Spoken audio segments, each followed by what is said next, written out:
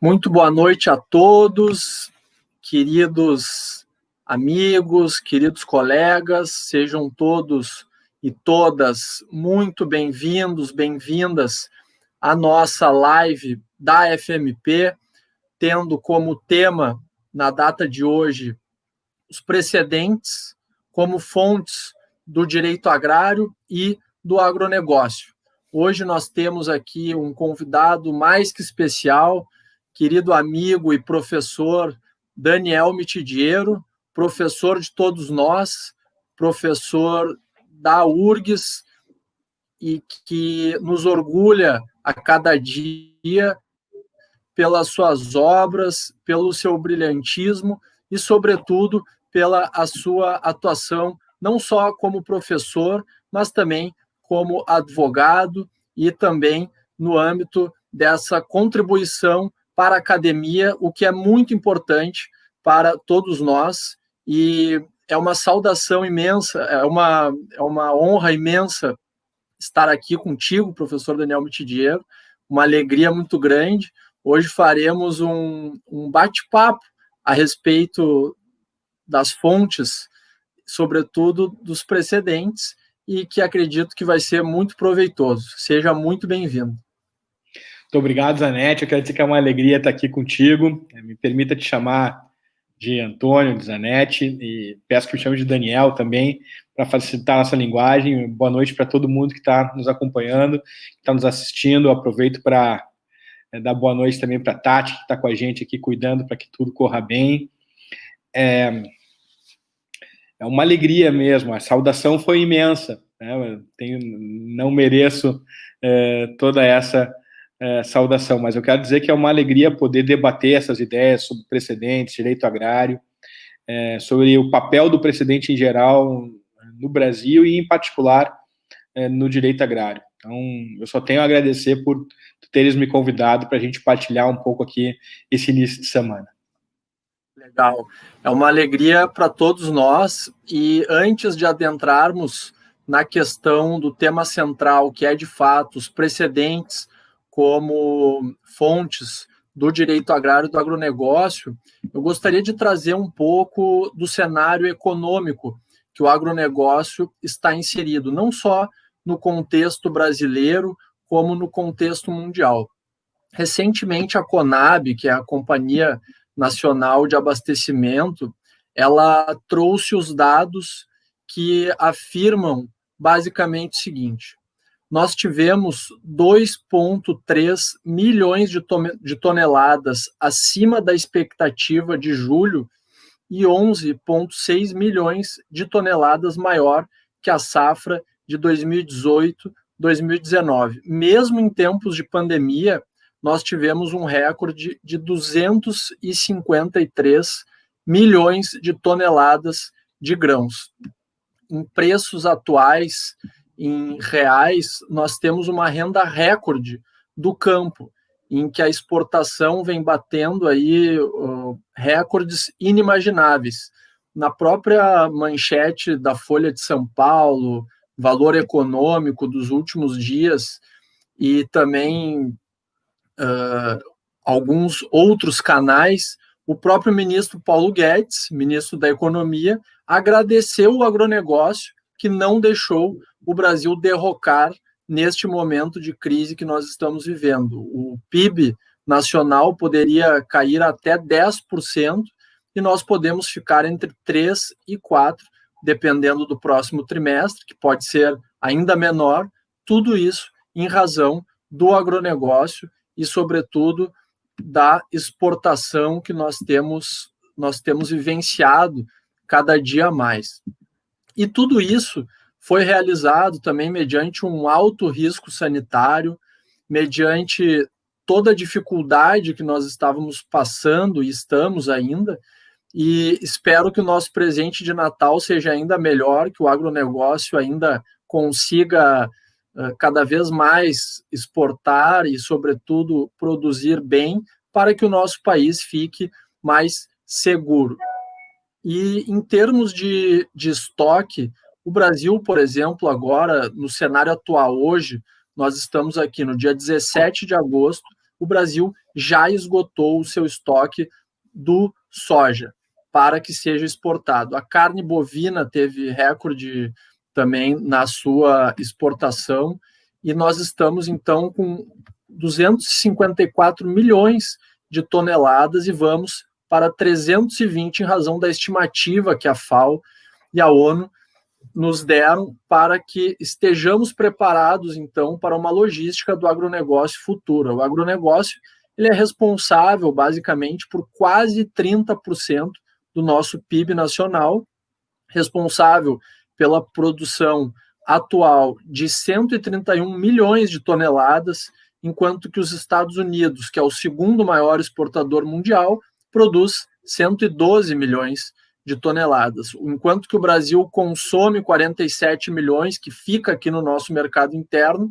No mercado externo, o próprio Estados Unidos consome 60 milhões de toneladas. Então, dentro de todo este cenário, a grande importância que tem os precedentes judiciais como fonte do direito agrário e do agronegócio, no momento em que buscamos uma maior previsibilidade do direito e, sobretudo, uma maior segurança jurídica para que os nossos empresários rurais, que têm uma empresa a céu aberto praticamente, tenham uma segurança jurídica no momento, não só para o seu caso concreto, em uma dupla dimensão, como os livros do professor Daniel Mitidiero nos ensinam, em uma dupla dimensão, não só para o caso concreto, mas, sobretudo, para uma melhor orientação da sociedade civil em geral. Essa melhor orientação é o que o próprio produtor rural, as agroindústrias, as cooperativas, as tradings, hoje em dia nós temos 4 grandes que estão operando no cenário, a B, C e D, a ADM, a Bunge, a Cargill e a Dreyfus. Dentro deste cenário, nós precisamos dessa segurança jurídica, então, para que se possa investir cada vez mais no agronegócio em prol de uma segurança mundial alimentar. O Brasil é o maior produtor do mundo e precisa de segurança jurídica, sobretudo na questão dos investimentos e na questão da economia, buscando, então, produzir renda e emprego para toda a nossa sociedade. E dentro deste cenário, então, nós temos os precedentes como fontes do direito agrário, do agronegócio, buscando essa maior previsibilidade e segurança jurídica, que eu passo de imediato a palavra para o professor Daniel Mitidiero, que de fato tem aí o seu brilhantismo dentro deste cenário. Eu costumo dizer que és o professor de todos nós quando vem o tema do processo civil, sobretudo os precedentes, e que possamos ter uma noite muito boa de diálogo dentro desse cenário. A palavra é sua, meu caro amigo. Obrigado, meu amigo. Eu de fato, estou de pleno acordo contigo, e ontem, inclusive, quando conversávamos um pouco mais sobre essa live de hoje, né, lembrava que já em 1950, um dos grandes mestres na primeira metade do século XX, na Itália, o professor Piero Calamandrei, já chamava atenção para a necessidade de nós pensarmos o processo à luz do direito material e, especificamente, a necessidade do direito agrário, né? E aí eu lembro que tu tivesse uma expressão muito feliz, acho que vale a pena reproduzir, que, olhando a obra do Calamandrei e hoje pensando um pouquinho no que vem acontecendo, do ponto de vista social, é muito eloquente, né, o deslocamento do agrário para o agro, né, do agrário para o agronegócio. É uma perspectiva de desenvolvimento muito significativa. Eu acho que tu foi muito feliz em lembrar essa perspectiva social. E essa perspectiva social, ela, de certo modo, acaba também se amalgamando a essa perspectiva do processo como um locus, né, como um momento, como um lugar em que eu não só soluciono um caso concreto, mas a partir da solução do caso concreto eu consigo dar unidade ao direito, eu consigo prover segurança jurídica e, a partir daí, liberdade e igualdade de todos perante o direito. E me parece que a grande pergunta, e aqui eu proporia um debate entre nós, cercado em duas grandes perguntas, o precedente judicial e o papel das Cortes Supremas, em especial do STJ. Eu sei que tem um precedente muito importante do Paulo de Tarso, que a gente pode debater aqui logo em seguida, do ministro Paulo de Tarso, sobre esse tema. O papel do STJ como Corte Suprema, o precedente como fonte judicial, isso são fatos ou são instituições, institutos, normas isolados ao microcosmos do processo civil, ou será que esses institutos desbordam do campo do processo civil, né? E eu acho que essa é uma pergunta muito importante quando a gente está preocupado em promover a segurança jurídica.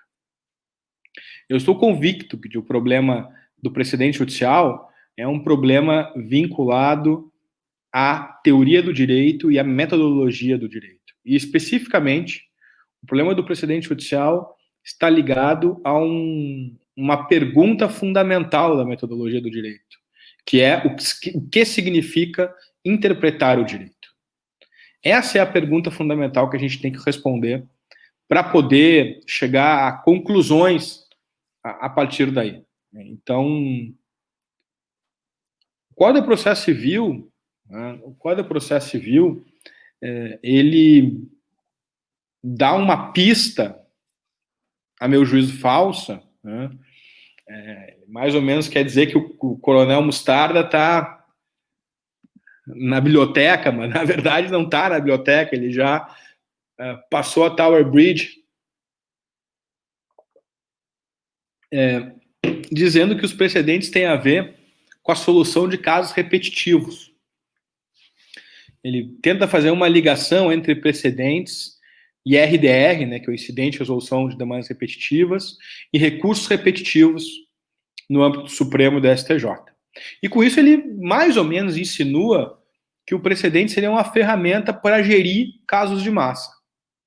E se esse fosse o raciocínio que nós teríamos que observar, então seria muito fácil dizer que o precedente judicial ele veio para combater um problema específico, que são as demandas de massa. E esse problema específico tem que ser combatido com as ferramentas especificadas expressamente pelo legislador. E sendo esse o objetivo, qualquer que fosse outra a ferramenta que não é especificada não poderia ser enquadrada como um precedente. Ou seja, na verdade, o precedente ele seria vinculante porque a lei diz que é vinculante, e seria vinculante porque é necessário gerir um contingente grande de demandas. Se eu fosse, inclusive, pensar nessa perspectiva e tomá-la a sério, eu poderia, inclusive, me perguntar se, de fato, o sistema de precedentes previsto pelo Código, né, deveria ser chamado, em primeiro lugar, de precedentes, poderia chamar de padrões decisórios, de decisões vinculantes, e, em segundo lugar, se de fato é um sistema constitucional, porque, afinal de contas, é a Constituição que prevê quais são as fontes do direito, né? E quando a Constituição quis outorgar força vinculante ao resultado da atuação do Poder Judiciário, ela fez claramente com a súmula vinculante. Fez claramente com o controle abstrato de constitucionalidade. O problema todo é que não é essa a pista que é a pista mais adequada. Mas eu só consigo pegar essa pista se eu antes deixar umas migalhinhas de pão para poder sair da floresta, né? Eu entro na floresta deixando umas migalhinhas de pão e eu preciso voltar olhando para essas migalhinhas de pão, confiando que os pássaros não vão comer nenhuma migalhinha de pão. E que migalhinha de pão é essa? São as teorias da interpretação. Nós vivíamos a uma época em que interpretar significava declarar uma norma pré-existente. E aí, então, se dizia que a tarefa do legislador era criar normas e a tarefa do juiz era apenas declarar normas com significado pré-existente. E, nesse sentido, as cortes de vértice simplesmente controlavam os erros e acertos das cortes de justiça, né, das cortes de segundo grau, ao interpretar a lei, chegando ou não ao sentido unívoco, né, que seria intrínseco ao texto. O problema todo é que, num determinado momento, se chegou à conclusão que não há esse sentido unívoco anterior à interpretação. E que, portanto, não é absolutamente correto afirmar que o legislador, por assim dizer, cria integralmente uma norma. O legislador, ele me dá textos com potenciais significados, com significados, mas com mais de um significado possível, né? O legislador me dá uma moldura dentro da qual eu posso ter mais de um significado possível. Mas para que eu saiba exatamente qual é o significado que deve ser adscrito àquele texto, eu preciso de interpretação. Bom, nós podemos concordar aqui, eu e Zanetti, ou eu, qualquer um de vocês, de que o significado do fato X é Y, o significado da prova Z é F, que o significado do texto D é V. Nós podemos todos estar de acordo com essas coisas e, por isso, aplicarmos o direito entre nós sem nenhum tipo de dificuldade.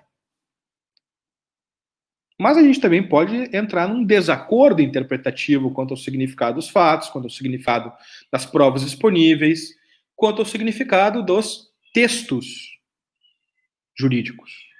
E quando nós entramos em um desacordo sobre o significado e o alcance dos textos jurídicos, a gente tem que ter um terceiro para resolver esse problema, esse impasse, essa crise de colaboração na realização do direito material, que é oriunda desse desacordo interpretativo. Bom, se tudo isso é verdade, então a gente precisa do processo, precisa da justiça civil, para dizer qual é o significado do direito. E aí a gente percebe com clareza que o texto é o objeto da interpretação. E a norma é o resultado da interpretação. Isso nos coloca alguns desafios, né? Saber como racionalmente eu devo chegar a essa norma, saber como implementar segurança jurídica, liberdade e igualdade ao longo desse caminho, ao longo desse percurso interpretativo. Mas o ponto de partida é o seguinte: como os textos carecem de outorga de significado, eu preciso decidir sobre o significado dos textos, para que a partir daí eu tenha uma norma. Bom, se isso é verdade, se tudo isso é verdade, então a norma é um empreendimento de colaboração entre o legislador e o judiciário. Primeiro ponto. A norma é um empreendimento de colaboração entre o judiciário e o legislativo. E não é a norma processual, não é a norma de direito civil, é todo e qualquer texto dotado de autoridade normativa. Ou seja, todo e qualquer texto inserto em um documento dotado de autoridade jurídica. Muito bem. O precedente, portanto, não é um problema de gestão de casos de massas, é um problema de vinculação ao direito, de promoção do império do direito, de segurança jurídica. Agora a questão toda está em saber, porque nós temos muitos juízes, muitas juízas, nós temos várias cortes de justiça e nós temos cortes supremas. Se todos esses órgãos jurisdicionais fazem a mesma coisa no sistema de justiça civil, ou se, pelo contrário, alguns fazem algumas coisas e outros fazem outras coisas. Então nós temos que saber, afinal de contas, qual é o resultado interpretativo que é o resultado para valer, aquele que eu devo observar para pautar a minha vida e para guiar o meu comportamento. E aí, então, é nesse exato momento, nesse exato instante, em que aparece a compreensão do processo como um meio para a prestação da tutela dos direitos. Mas não só tutela dos direitos em particular, para a resolução de um caso concreto com justiça, artigo 6º do Código de Processo Civil, mas também a partir do caso concreto, para dar unidade ao direito, artigo 926 do Código de Processo Civil. Dar unidade ao direito, artigo 926 do Código de Processo Civil, mediante precedentes, artigo 927 do Código de Processo Civil, lá rolados de maneira exemplificativa, a meu juízo.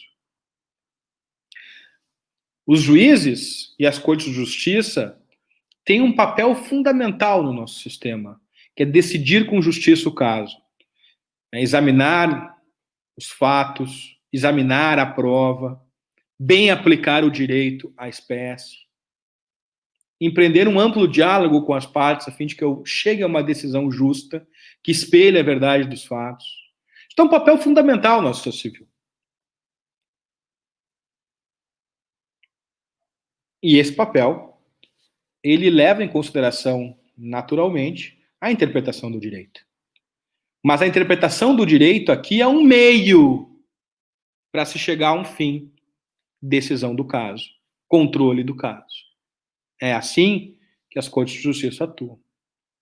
É algo diferente do que as Cortes Supremas fazem. Por que é algo diferente do que as Cortes Supremas fazem? Por uma razão muito simples.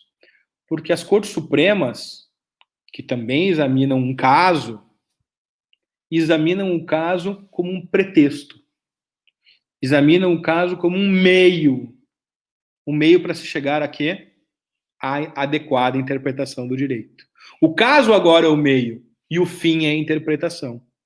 Então, a partir do caso, a partir dos fatos que foram lá desenhados pelas Cortes de Justiça, que eu não posso mais discutir se existem ou não existem, eu vou formular o significado da Constituição e da lei federal. E o porquê que isso é assim? Por uma razão muito simples. Porque a Constituição diz que o Supremo é a guarda da Constituição. O Supremo faz a guarda da Constituição. É o que decide por último sobre o seu significado. O STJ decide por último sobre o seu significado. E aí vem a pergunta natural: por que decidir 100.000 vezes a mesma coisa? É irracional. É uma estrutura absolutamente irracional. Mas afora o argumento da irracionalidade, existe um argumento mais forte.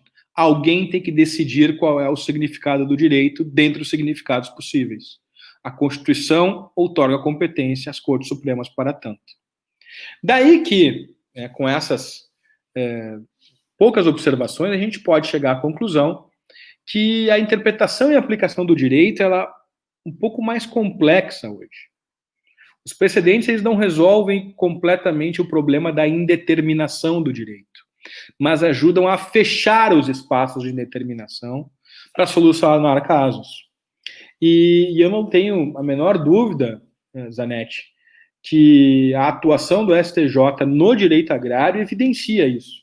É como naquele caso que a gente comentava, em que o ministro Paulo de Tarso procurou rever as bases do contrato agrário e que tu bem exploraste no teu livro, que acho que tu podia dividir com a gente. Aliás, é bom que se diga, né, o livro do Zanetti vem sendo apontado como o novo clássico do direito agrário, do direito do agronegócio, e eu tenho a alegria de ter participado da banca desse livro e ter visto nascer o livro. Eu acho que as coisas correm bem assim quando elas correm em paralelo. Não sei o que tu acha. Eu primeiro agradeço o elogio, mas certamente é porque é fruto da amizade. Mas adentrando nessa temática, o que acontece, né? Nós tivemos uma promulgação aí do Estatuto da Terra em 1964, oriundo daquela fase, ele foi gestado sob um comando e depois foi sancionado sob o comando de Castelo Branco. Então, o presidente à época, todos sabemos o momento em que estávamos vivendo, e havia uma necessidade de regulamentação das questões agrárias, sobretudo na questão contratual. E a questão contratual, ela veio a galope com uma intervenção estatal muito forte, uma intervenção contratual muito mais forte ainda, e acabou que deu um engessamento frente aos contratos agrários, sejam eles de arrendamento ou de parceria rural. Mas, na época, era necessário, em razão da necessidade de proteção do arrendatário, a necessidade de proteção do parceiro outorgado, que seria, no caso, a parte mais fraca daquele contrato agrário. Muito bem. A partir daí, as coisas foram evoluindo. A partir de 64, tivemos a Revolução Verde, o pesado investimento em tecnologias, veio a Embrapa, trouxe diversos estudos, nós tivemos aí o aporte da análise econômica do direito para fins de financiamento rural, para fins de crédito rural no setor, injetando dinheiro no agronegócio. Então, nós tivemos uma grande evolução. Nós passamos para um arrendatário pequeno, que era a parte fraca do negócio, e passamos a ter essa entrada das multinacionais no nosso país, lá por volta na virada dos 2000, não é verdade? Em que vieram muito forte. Então, nós tivemos essa virada em termos de... Você fala nas suas obras a mudança do paradigma, filosofia da linguagem para o paradigma da interpretação, não é verdade? E, na verdade, nós tivemos aqui uma virada do paradigma do arrendatário, que seria a parte mais fraca, e quando, no momento que estamos vivendo, é a parte mais forte do agronegócio. Por quê? Porque as grandes multinacionais, elas vêm, algumas arrendam as áreas, e para elas é mais vantajoso, acaba que arrendar se torna muito mais vantajoso do que imobilizar o dinheiro e comprar as suas terras. Então, acabam que tem aí um maior poderio econômico dentro de todo este modelo. Muito bem. Nós viramos a chave, então, e acabamos verificando diversos contratos agrários em que a autonomia privada ficava completamente restrita. Bassanelli, lá no início de 1950, já verificou uma crise nos contratos agrários em que a autonomia privada ficava muito restrita, em razão de não se ter essa maior liberdade contratual. A partir daí, então, nós tivemos já a Tia lá nos anos 70 afirmando que essa liberdade estaria restrita, Gilmore falando que seria a morte do contrato.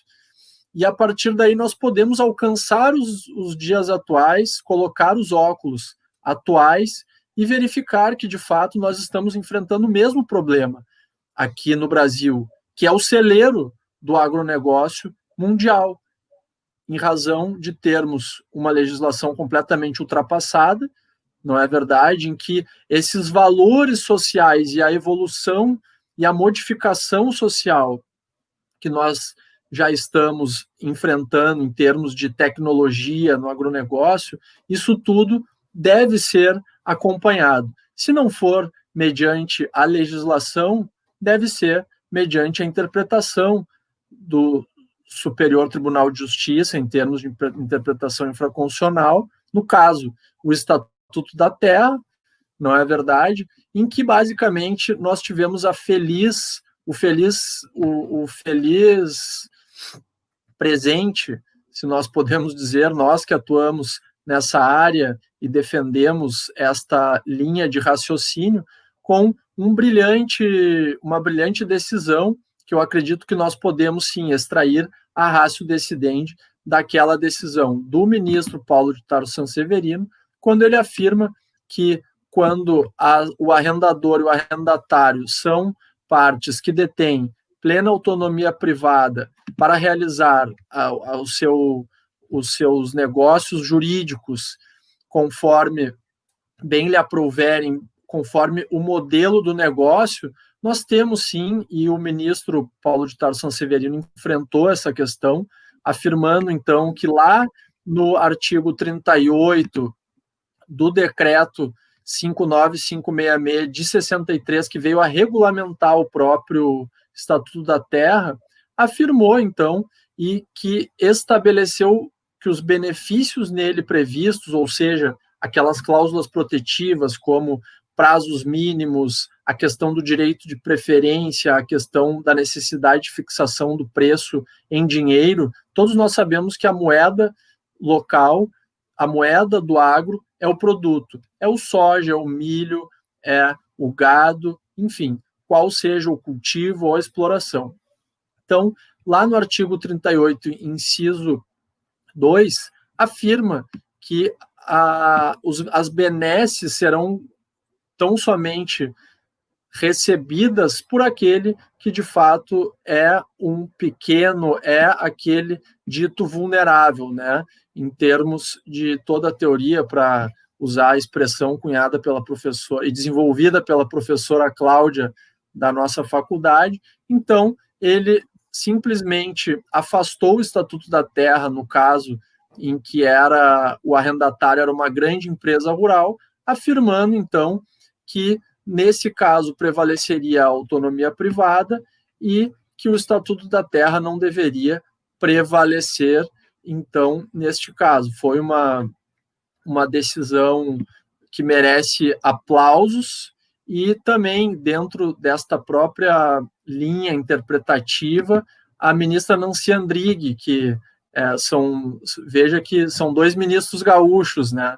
O ministro Paulo de Tarso Sanseverino e a ministra Nancy Andrighi, lá de Soledade, deu uma decisão também, no caso da questão da fixação do preço em produto, que ela aceitou a liquidação de um contrato e aceitou a fixação do preço em produto para fins de liquidação, o que o STJ somente acenava, mas não declarava de fato. E ela avançou e foi. Ainda é uma decisão que foi 3-2 na turma e que não teve unanimidade, mas que já é um grande avanço em termos de interpretação. Então, veja que o STJ começa a ter uma virada de chave, um olhar mais apurado, um olhar, o que tu mencionaste no início, a questão de que Calamandrei já denunciava no início do século XVIII, não é verdade?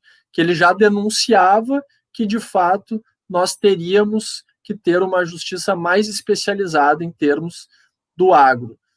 E falava da necessidade tanto da proteção da empresa agrária em prol da função social que ela exerceria em nosso sistema. Mas eu acho que é isso. Eu acho que é isso aí mesmo. Eu acho que esse tipo de conflito evidencia bem, né? Primeiro, que eu posso ter uma concorrência normativa, né? As normas, eu costumo dizer que o direito ele padece no mínimo de uma dupla indeterminação, né? Os textos são equívocos, então há equivocidade textual, e as normas são vagas, então há vagueza normativa. De modo que as normas não têm, depois de interpretadas, inclusive, uma etiquetinha assim, dizendo, olha, me aplique a estes fatos, né? Isso não existe. Então, o alcance que eu vou dar às normas também é um ato de interpretação. Eu acho que é importante a gente ter isso presente, porque os exemplos lembrados são exemplos clássicos de concorrência normativa. Afinal de contas, saber qual é o alcance de uma norma, se eu aplico o Código Civil, o Estatuto da Terra, é um clássico problema ligado à vagueza normativa que exige para a sua definição, para a sua solução, uma decisão de alguém encarregado de dizer qual é o direito para aquele caso.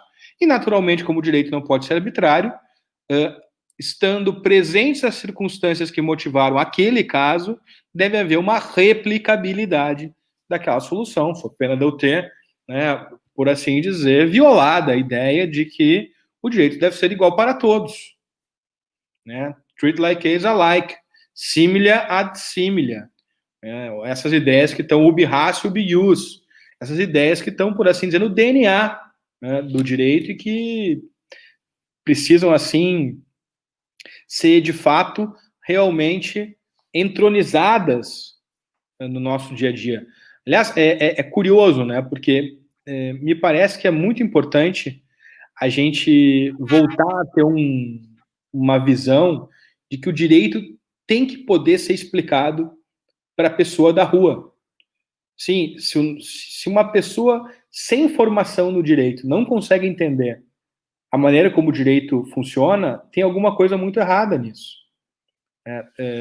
Se a gente consegue explicar assim leis básicas da física para qualquer pessoa, né, se a gente para uma pessoa na rua e as pessoas com um pouquinho de esforço, a gente consegue fazer com que explicar uma ou outra lei matemática, algum princípio básico da biologia, como é que a gente não vai conseguir explicar para as pessoas do direito que dois casos idênticos podem ser tratados de maneira diferente? Se a gente não consegue explicar isso, é porque não podem. É por uma razão muito simples. É porque não podem à luz do sentimento mais básico de justiça, que é o da igualdade formal. Né? A igualdade formal é aquela que não me diz qual é o conteúdo, mas que me diz que se eu tiver a mesma situação e duas situações diferentes, eu certamente vou ter uma situação injusta para uma das partes envolvidas. Então, eu acho que é bastante importante a gente ter presente essa vivacidade do direito material, aqui no caso do direito do agronegócio, e vê-lo na perspectiva daquilo que é fundamental para a vida das pessoas: planejamento, segurança jurídica. Aquilo que é fundamental para a vida das pessoas: liberdade. Né? Eu conhecer o direito e poder me autodeterminar diante do direito. Aquilo que é fundamental para a vida das pessoas, serem tratadas de maneira isonômica perante o direito. Eu acho que tudo isso o precedente proporciona, com algo a mais, que é essa rente adaptabilidade aos fatos da vida.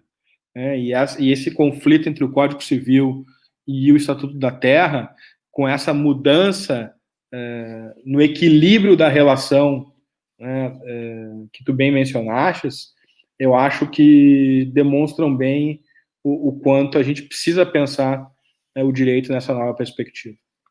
Perfeito.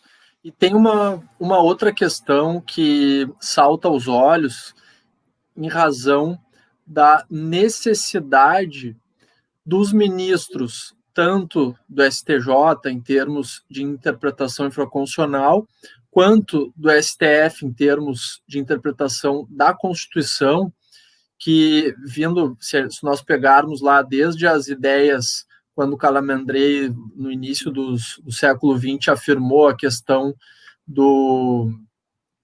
da necessidade desse encontro entre o direito agrário e o processo civil, mas, sobretudo, alcançando os dias atuais. A responsabilidade que os ministros, tanto da STJ quanto da STF, têm de promover igualdade e liberdade de todos mediante precedentes, que é algo também que está lá na obra do professor Marinoni, da Ética dos Precedentes, nos fundamentos dos precedentes e nos fundamentos do novo CPC, é algo que salta aos olhos também. Acredito que seria bacana nós que comentasse essa questão para que chegássemos numa análise mais completa dentro deste cenário. Esse é um ponto fundamental, né? É um ponto fundamental porque o sistema de distribuição de justiça pressupõe basicamente duas dimensões do tema do precedente. O tema do precedente ele se formou a partir da ideia do similia ad similia, ou seja, eu preciso julgar de maneira semelhante àquilo que já foi julgado e que é semelhante, que evoluiu para o treat like case alike, ou seja, casos semelhantes devem ser tratados de maneira semelhante, é a mesma ideia, mas com um endereço fundamental, de que esse dever é um dever que se direciona tanto àquelas pessoas que enfrentaram o caso análogo, o caso idêntico, como aqueles juízes que estão vinculados àquelas instituições que trabalharam com o caso análogo, né? Tem uma máxima latina que é stare decisis et quieta non movere, né? Stare decisis et quieta non movere. A gente chama simplesmente de stare decisis, né? O que basicamente isso quer dizer?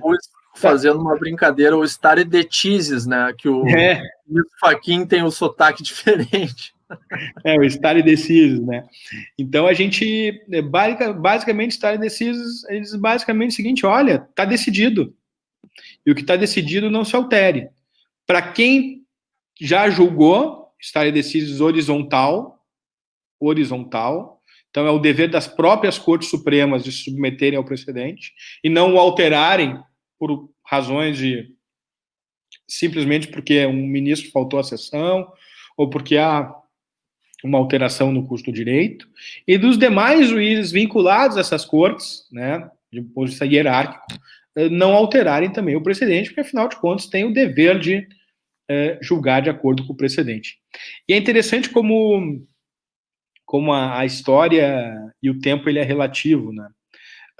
A Suprema Corte Americana, há um tempo atrás, na verdade, voltando um pouquinho mais, se previa que haveria uma mudança na Suprema Corte Americana com a ascensão de juízes conservadores, né, em função da nomeação por juízes conservadores. E que essas novas nomeações para a Suprema Corte poderiam provocar o overruling do Roe versus Wade, que é justamente, né, do precedente que permite o aborto nos Estados Unidos. Aliás, tema infamemente, né, infelizmente atual no Brasil, especialmente no dia de hoje, no dia de ontem.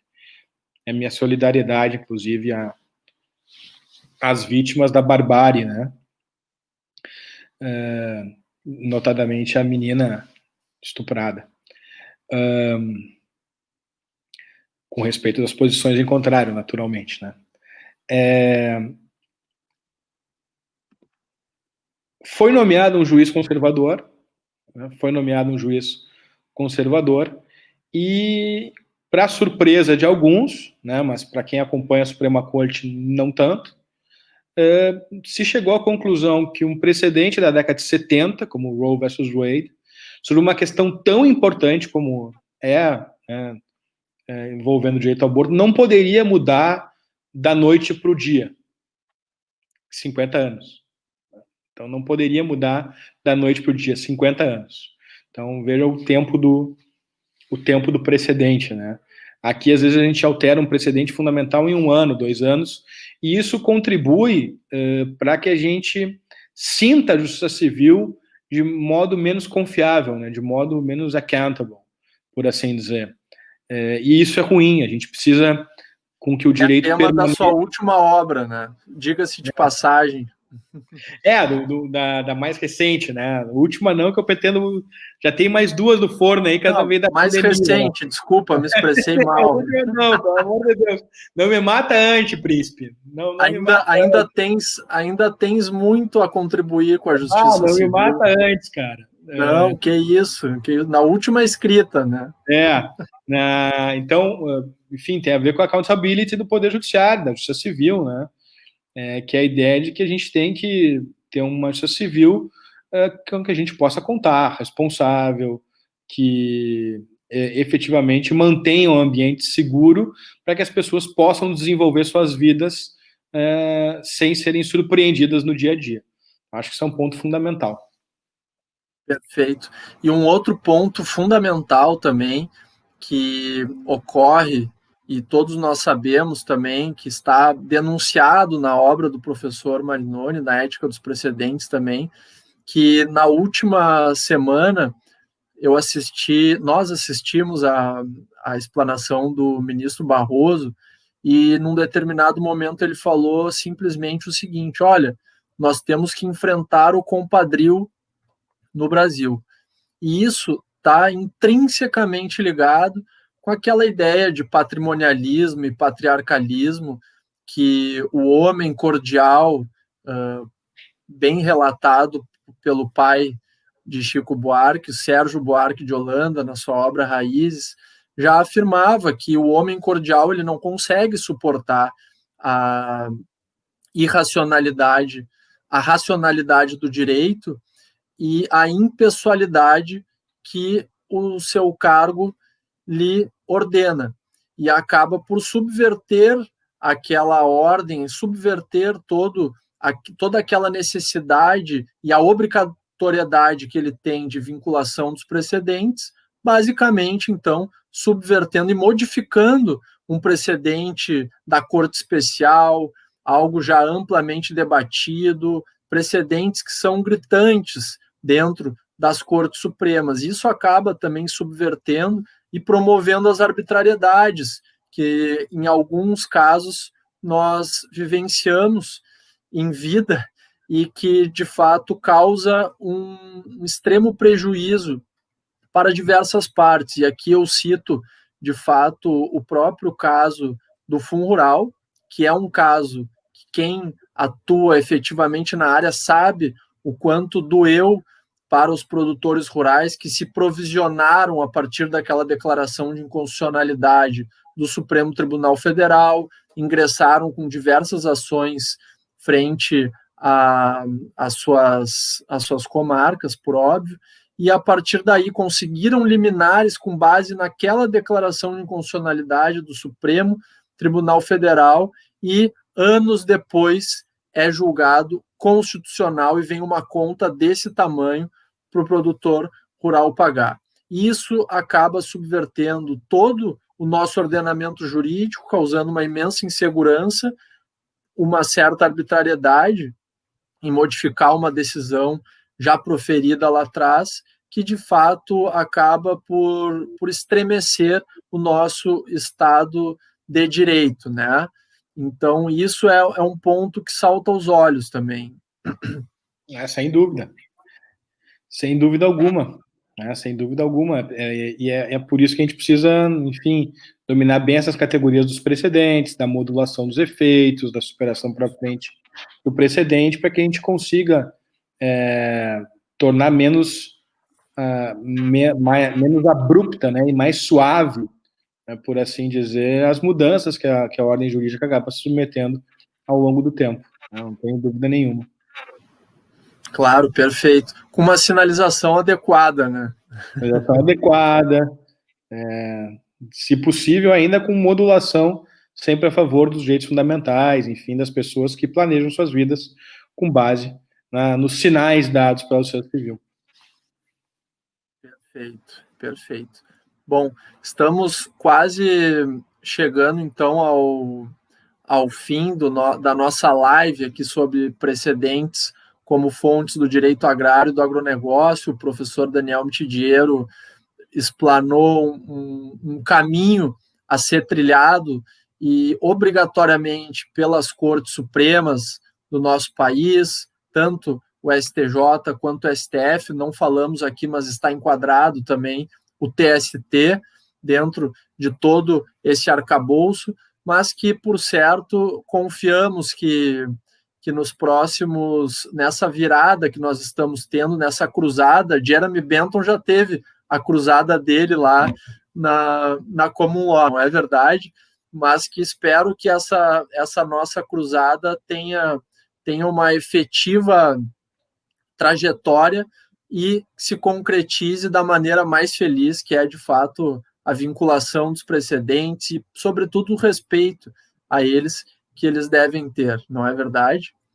É isso aí, de pleno acordo.